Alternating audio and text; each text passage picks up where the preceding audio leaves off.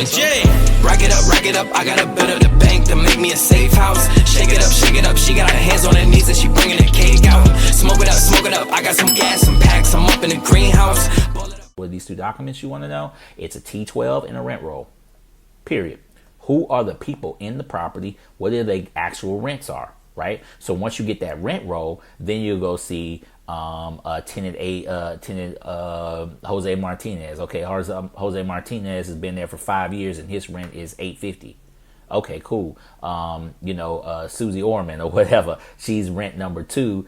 She's tenant number in unit A, B or whatever, and her rent is $925. Okay,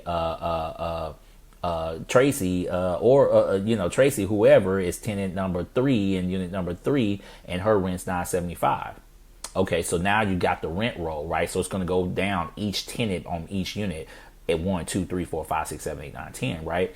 And you're going to see their names, and you're going to see when they moved in and how long they moved in, and you're going to see their rents or whatever. These are very, very important documents, okay? Very important rent roll, because it can tell you a lot. Sometimes you just think, oh, well, this is what the rents are. So number one, you're looking for the rent roll, because guess what? You add all that rent up, that should be on the revenue line, right? For the total revenue or the total rents.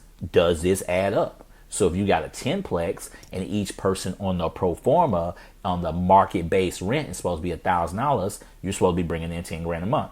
But I just named you 3 tenants and not one of them making $1,000.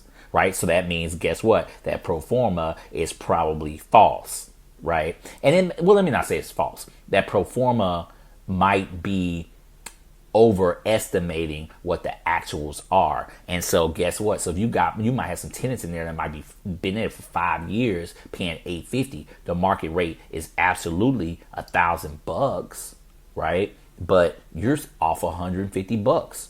So now they're trying to sell you on potential.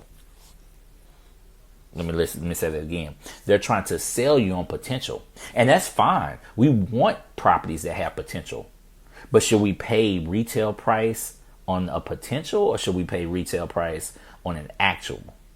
Okay. We want to look at actuals. Okay. We want to see what that property is actually doing, and we want to buy based on actuals and not pro formas, because that means you're overbuying off of potential. Because guess what? You have to respect the previous landlord.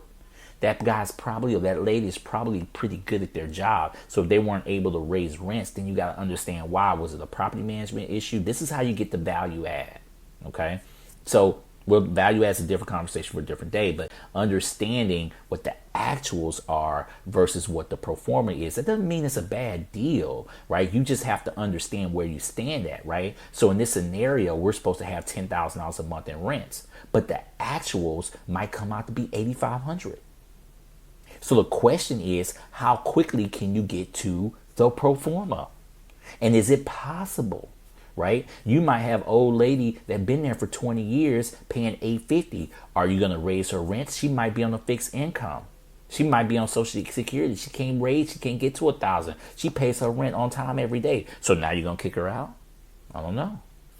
Right? These are the hard decisions that you might have to make. Why would you kick out a good tenant that's been paying their rent on time for 20 years?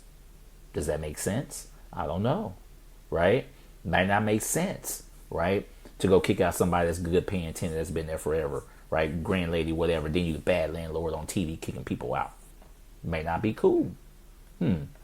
So, and this is why we want to look at the pro forma versus the actuals.